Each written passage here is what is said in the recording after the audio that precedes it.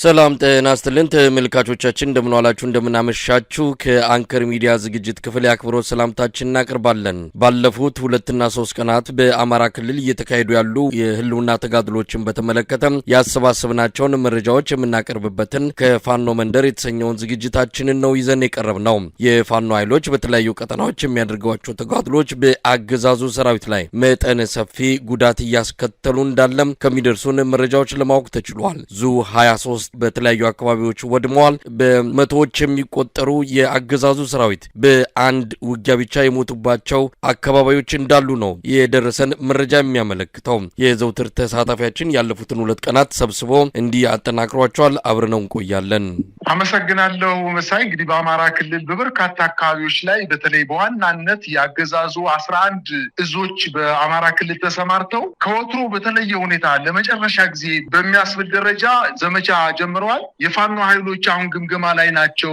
ሰራዊቱን የማጽዳት መልሶ የማደራጀት ስራ ላይ ናቸውና ሌላ ስራ ስላለባቸው አይኔ ብንድ እንመታቸዋለን በማለት በበርካታ ከባባድ መሳሪያዎች፣ የቡድን መሳሪያዎች፣ የኮማንዶ፣ የአየር ወለድ፣ የሪፐብሊካን ጋርድ፣ ሚኒሻ፣ የክልሉን የብልጽግና ፓርቲ አመራሮች ሳይቀሩ በጦርነቱ የተሳተፉበት የአድማ ብተናም ጭምር በጦርነቱ የተሳተፈበት ከፍተኛ ዘመቻ እየተደረገ ነው የሚገኘው። በርካታ አካባቢዎች በከባድ መሳሪያና በቡድን መሳሪያዎች ያካተተ ውጊያ እየተደረገ እንደሚገኝና ይሄን ግን መከላከያ በወደደው በፈቀደውና ባለመው መጠን ልክ ውጤት ማምጣት እንዳልቻለ ነው መረጃዎች እያመላከቱ የሚገኙት። እንግዲህ በአገዛዙ ጥምር ጦር ላይ በፋኖ ኃይሎች መካከል በከባድ መሳሪያ የታገዘ ውጊያ ይደረግ እንጂ በትናንትናው ዕለትና በዛሬው ዕለት በአምባሰልና ሀብሩ ወረዳዎች ላይ እና በበርካታ በአምባሰል በላሊበላ አካባቢ እስከ ጋይንት ድንበር ድረስ ያዛለቀ ከባድ ውጊያ 4ኛ ቀኑን እንደያዘና በእነዚህ 4 ወረዳዎች ላይ የፋኖ ኃይሎች ከፍተኛ ድል መጎናጸፋቸውንና እንዲያውም በትናንትናው ዕለት ያስታወቁት ከ275 በላይ ያገዛዙ ጦር በ3 ቀን ውጊያ እንደተደመሰሰና ከዚህ ቁጥር የሚበልጥ ኃይል ደግሞ ቁስለኛ እንደሆነ በርካቶቹን መማረክ መቻላቸውንና የመከላከያ ኃይል ከተሞችን ለመቆጣጠር በሄደባቸው አካባቢዎች ላይ እየተበተነ ወደ መጣበት እንደተመለሰ ነው መረጃዎች የሚያመላክቱት። በተለይ በአምባሰል ቆንጥሮና ጋቲራ በተባሉ ተራራማ ቦታዎች ላይ ጠንካራ ውጊያ እየተደረገ ነው የሚገኘው። በጦርነቱ ምክንያት ከውጫሌ መርሳ እንዲሁም ከውጫሌ ወደ ሌሎች አጎራባች ከተሞች ላይ የትራንስፖርት አገልግሎት ተቋርጦ መሰንበቱን ነው መረጃዎች እያመላከቱ የሚገኙት። በሀብሩ ወረዳ ውርጌሳና ማርያም ወንዝ አካባቢ እየተካሄደ ያለው ውጊያም በበርካታ ቦታዎች ላይ የፋኖ ኃይሎች ድል እንደቀናቸውና የቡድን መሳሪያዎችን ሳይቀር መማረክ መቻላቸውን ነው መረጃዎች የሚያመላክቱት። እንግዲህ ጭስ አባዲማ ላይ የፋኖ ኃይሎች ገብተው ከውጫሌ ከተማ በጣም በቅርብ ርቀት ላይ የምትገኝ ታሪካዊ ከተማ ናት። ይህችን ከተማ የፋኖ ኃይሎች ተቆጣጥረው በመያዝ ይህን ከተማ ለማስለቀቅ በርካታ የሪፐብሊካን ኃይል መጥቶ በከተማዋ ላይ ከፍተኛ ውጊያ ቢያደርግም ተመቶ እንደተመለሰ ነው መረጃዎች ያመላከቱ የሚገኙት መሳይ። በሌላ ዜና በዛሬው ዕለትና በትናንትናው ዕለት እንዲሁ በምዕራብ ጎጃም በሰከላ ወረዳ አጉት በተባለ አካባቢ ላይ የፋኖ ኃይሎች ጠንካራ ይዞታቸውን ለመንጠቅ የመጣውን በርካታ የአገዛዙን ጦር መክተው በኋላ ህብረተሰቡ ላይ ድሮን በመጣሉ ከፍተኛ የሆነ የከባድ መሳሪያ ውርጅብኝ በከተማዋ ላይ በማውረዱ የፋኖ ኃይሎች ለቀው ማክሰኝ ወደ ተባለ አካባቢ ተንቀሳቅሰው ነበረ። የሸሹ ስለመሰላቸው በ4 አቅጣጫ ከቋሪት በጣሊያን ልጃንበራ በኩል አድርገው ወደ ማክሰኝን፣ ከጅጋ ከተማ ወደ ማክሰኝን እንዲሁም ከገነት አቦ ወደ ማክሰኝን፣ ሆዳንቺ ከተባለው አካባቢ ወደ ማክሰኝን በ4 አቅጣጫ ማክሰኝን የተባለችውን ከተማ ለመቆጣጠር የሄደው የአገዛዙ ጦር ከፍተኛ የሆነ ምት ደርሶበት ከ42 የሚበልጥ መከላከያ ሰራዊት ተመቶበት ተገሎ በርካቶቹ ተማርከው የቡድንና የነፍስ ወከፍ መሳሪያዎችን የፋኖ ኃይሎች በመቆጣጠራቸው ተመልሶ ወደ መጣበት ወደ አጉትና ወደ ፍኖተ ሰላም መፈርጠጡን ነው መረጃዎች እያመላከቱ የሚገኙት። በአጠቃላይ በቋሪት አካባቢ አሁን ከፍተኛ ውጊያ እየተደረገ ነው የሚገኘው። በምዕራብ ወሎ በገነቴ ከተማ አቅራቢያ አሁንም ውጊያዎች እየቀጠሉ በሰፊው መከላከያ ወደ ኋላ እያፈገፈገ እንደሚገኝና በርካታ እቅዶች እንደከሸፉ እንደገፉበት መረጃዎች ያመላክቱ ይገኛሉ። መሳይ እንግዲህ ሌሎች አውደ ውጊያዎችም አሉ። በተለይም ደግሞ በአገዛዙ ለማጥቃት በሚመጣባቸው ቦታዎች በደፈጣ በሚፈጸም ጥቃት ዙ 23 ከባድ መሳሪያዎችን ነው እየተመታበት ያለው። የዙ 23 ደግሞ ከቅርብ ጊዜ ወዲህ በተለያዩ ቦታዎች በተደጋጋሚ ጥቃት እየተሰነዘረበት ነው። አገዛዙ አንድም የሚመካበት መሳሪያው ይህንን መሳሪያ አውሮፕላን ለመጣል ሳይሆን ሰላማዊ ዜጎችን ለመምታት የሚጠቀምበት ነው። እዚህ ላይ ያነጣጠረ ጥቃት ነው እንግዲህ በፋኖች በኩል እየተፈጸመ ያለው። በአንዳንድ ቦታዎች ላይ በርካታ ቁጥር ያላቸው ያገዛዙ ሰራዊት አባላት ነው እየተደመሰሱ የሚገኙት። ከወትሮ በተለየ ሁኔታ በፊት ከ10-20 አካባቢ እንደዚሁ የሚገደሉ በብዛት የሚማረኩ ነበር። አሁን በብዛት የሚገደሉበት ሁኔታ ምናልባት ለማጥቃት በሚያደርጉት እንቅስቃሴ በሚደርስባቸው የደፈጣ ጥቃት ነው። ከምን አንጻር ነው ይሄ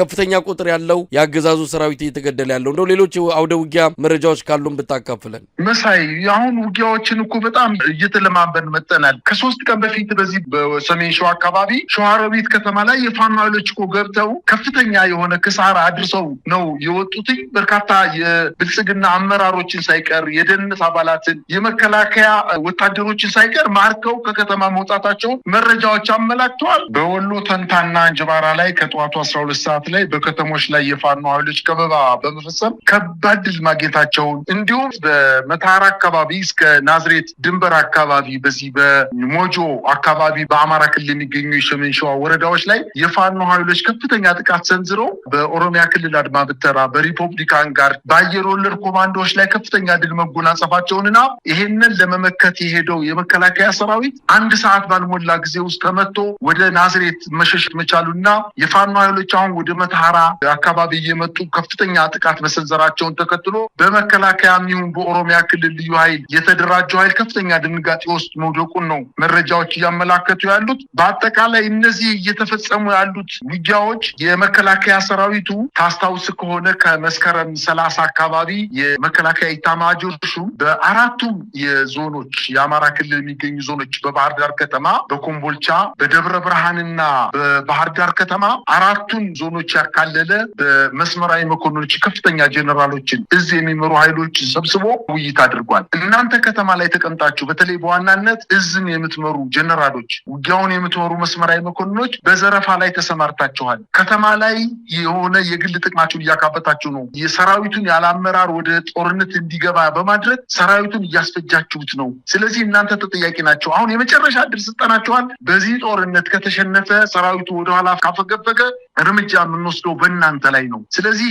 የፋኖ ኃይል ተመቶ አካባቢ ሙሉ በሙሉ መስራት አለበት። ቢቻል የፋኖ ኃይሎች የያዙትን የቡድን መሳሪያ መንጠቅ፣ አመራሮችን በተደበቁበት ቦታ መግደል በማለት ዛቻ የተሞላበት ስብሰባ በኮምቦልቻ፣ ባህር ዳር፣ ጎንደርና ደብረ ብርሃን ላይ አካሂዶ ነበር። በእነዚህ 4 ከተሞች ውይይት ከተደረገ በኋላ የመጨረሻ ብሎ የጀመረው ዘመቻ እንዳሰበው አመራሮችን የገደለበት ሁኔታ የለም። የቡድን መሳሪያ የማረከበት የለም። በገፍ እንዲሁም 5 እና 6 ወታደሮችን ማርኮ ማምጣት አልቻለም። ይህ ሳይሆን ሲቀር ነው እንግዲህ በየወረዳዎች አካባቢ በየዞኖች አካባቢ ህብረተሰቡን እየሰበሰቡ ከፍተኛ ቅስቀሳ እያደረጉ ታቦትን ቢሆን ተሸክማችሁ ማምጣት አለባችሁ ብሎ እንቅስቃሴ የጀመረው ይህም አልተሳካለትም። እንግዲህ በባለፈው ሳምንት ምናልባት በፈረንጆች አቆጣጠር ከዲሴምበር 19 እስከ 25 ድረስ በሀገሪቱ አጠቃላይ በባለፈው ሳምንት ማለት ነው 93 ጦርነቶች ተካሂደዋል። በእነዚህ 93 ጦርነቶች ውስጥ 77 ውጊያዎች የተካሄዱት በአማራ ክልል ነው። ይሄ ማለት በአጠቃላይ በሀገሪቱ ከተካሄዱ ውጊያዎች ውስጥ 82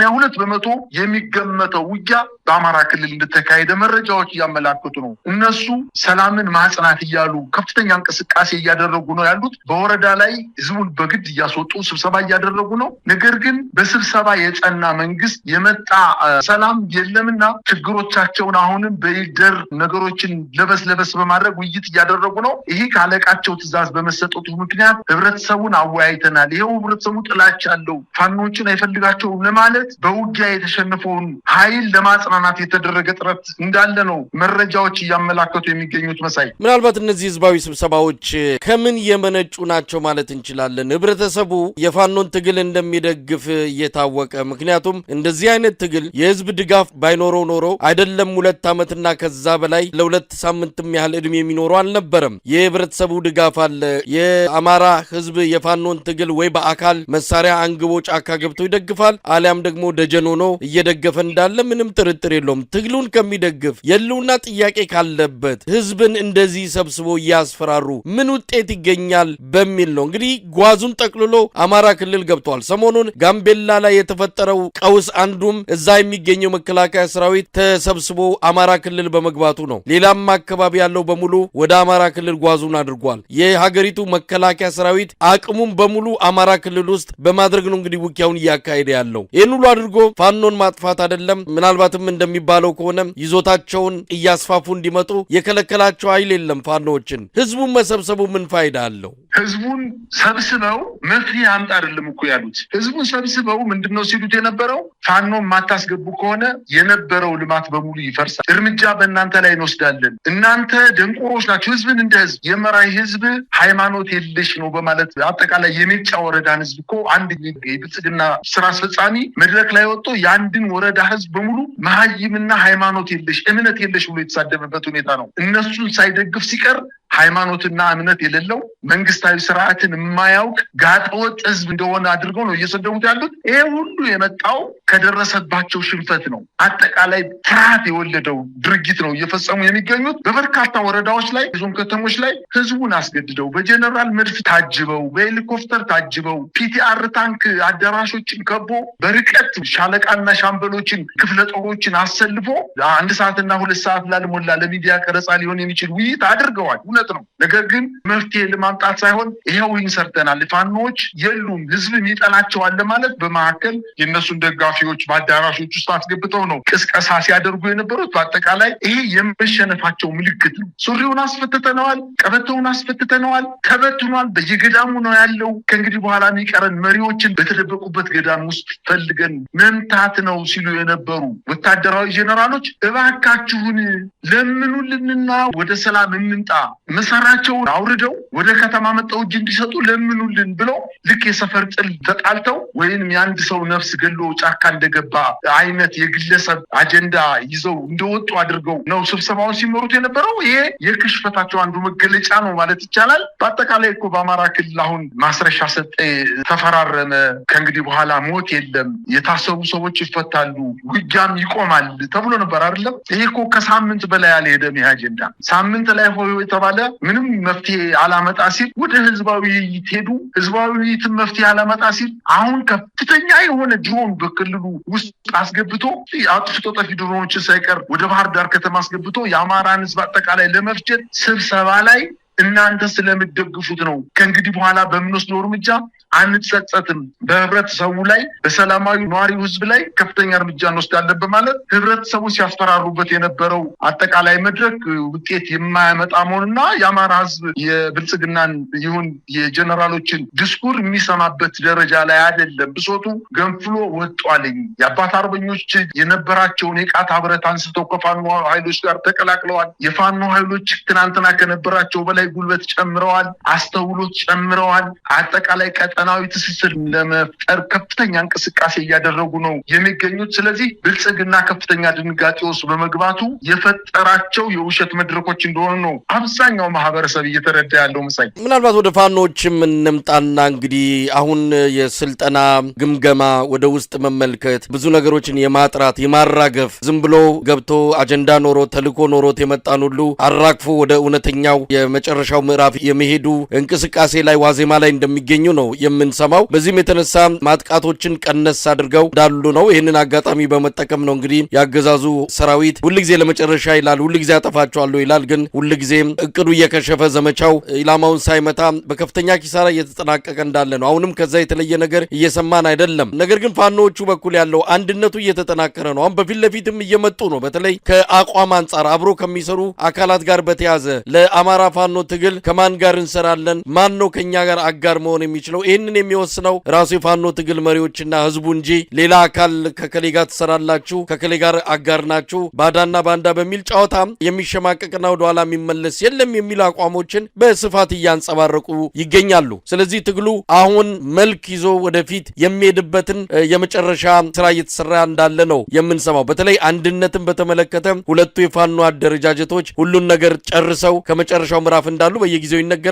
አሁን ያም መጠናቀቁና በጋራ መግለጫ መስጠት አንድ የፋኖ አደረጃጀትን ይዞ የመምጣቱ ነገር ያለቀለት ያበቃለት እንደሆነ ነው የምንሰማው። ይሄ ነገር ይመጣል በሚልም ስጋት ነው የአብይ አህመድ አገዛዝ ከወዲሁ ነገሮችን ለማጨናገፍ በተለይ ህዝቡን እንደ ሰባዊ ጋሻ እየተጠቀመ እያስፈራራ እየገደለም እያፈነም የፋኖን አንድነት እውን እንዳይሆን እየተፍጨረጨረ የሚገኘው ግን አልተሳካም።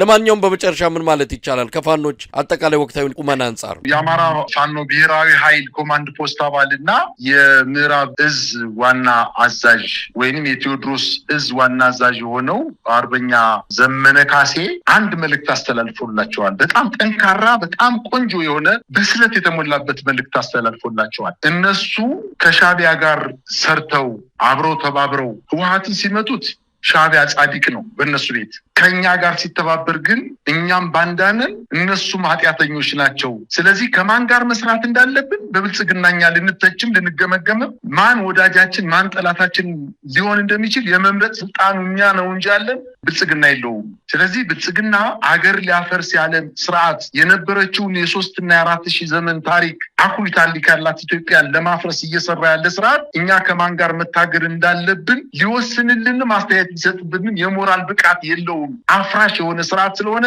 ከማን ጋር መስራት እንዳለብን ለኢትዮጵያ አንድነት የማይደራደር የትኛውም ኃይል ጋር አብረን ለመስራት ምንም አይነት የሞራል ተጠያቂነት የለብን ብሎ አብስሮናልና ምናልባትም በቅርብ ቀናት ውስጥ አንድ ትልቅ የፋኖ አደረጃጀት አልቆ ብቻ ሳይሆን የቀጠና አደረጃጀት ተፈጥሮ በዚህ ስርዓት ላይ ከፍተኛ የሆነ የሐምሌ የሚመስል ዶፍ ዝናብ ሊዘንብበት እንደሚችል ነው መገመት የሚቻለው። እሱ አስግቶታል። ከፍተኛ ፍርሃት ውስጥ ነው ገብቶ ያለው። ይህን ፍርሃት እንግዲህ እንዴት አድርጎ ሊሻገረው እንደሚችል ባናውቅም ምናልባት ለሳምንታት ለቀናት የሚሆን ስንቅ እየሰበሰበ ነው የሚገኘው። በየአዳራሾቹ ህዝብን እየሰበሰበ ነው። ምናልባትም ከፋኖ ጋር ሲሰሩ የነበሩ የብልጽግና ሰላዮች ወደ ማዕከል በመምጣታቸው እነሱን ተጠቅሞ የተወሰነ ጊዜ ለማራዘም ሞክሮ ነበረ። የኢትዮጵያ ስቆ ነው ያለፈባቸው። አቅማቸውን ያውቀዋል። ምን ሲሰሩ እንደነበረ ያውቀዋል። ስለዚህ ህዝብንና በተለይ በዋናነት የአማራን ህዝብና ፋኖን በፍጹም መነጠል መለያየት በማይቻልበት ደረጃ ላይ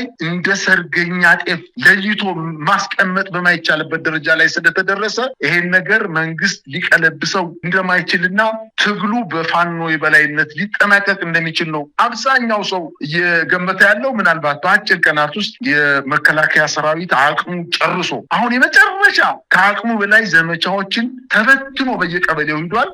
በእርግጥ በአንድም ቀበሌ ላይ ደርሶበት በማያውቀው ቦታ ላይ ደርሷል፣ እውነት ነው። ነገር ግን ደርሶ በተገኘበት ቦታ ላይ ግን እየተመታ እየተመለሰ ነው። ከዚህ በላይ ምንም ሊሄድ በማይችልበት ደረጃ ላይ ነው የደረሰው። ምናልባት ፋኖች የ45 ቀን የግምገማ ጊዜያቸውን ጨርሰው ወደ ሙሉ ማጥቃት በሚገቡበት ጊዜ ትልቅ የሆነ ድል ሊገኝ እንደሚችል ነው መገመት የሚቻለው። መሳይ በጣም ነው ማመሰግነው። እንግዲህ በፋኖ ትግል ዙሪያ አመራሮቹንም እያነጋገርን እንገኛለን። በተለይ ቀጠናዊ ጉዳዮች አሁን የአፍሪካው ቀንድ ጉዳዩን በተለያየ መልኩ ያሰላለፍ ለውጦች እየታዩ ነው። ብዙ ኃይሎች ከተለያዩ የዓለም ቀጠናዎች ትኩረታቸውን ወደ ምስራቅ አፍሪካ አድርገዋል። የፋኖም ትግል በአንድም ይሁን በሌላ ከዚህ ቀጠናዊ አሰላለፍ ጋር መዛመዱ መገናኘቱ የማይቀር ጉዳይ ነው። ከዛም አንጻር ፋኖች ምን እያሰቡ ነው? ምን እያደረጉ ነው? እንዴት ያዩታል? ይህንን ወቅታዊ የአፍሪካ ቀንድ የፖለቲካ አሰላለፍ የኃይል ሚዛን ወዴት እያደላ ነው? ማን ከማን ጋር ተሰለፈ የሚለውንም በተመለከተም እይታቸውን ግንዛቤያቸውንና አቋማቸውን የምንረዳባቸውን ቃለ መጠይቆች የምናደርግ ይሆናል። በጣም ነው ማመሰግነው። እኔም አመሰግናለሁ ሳይ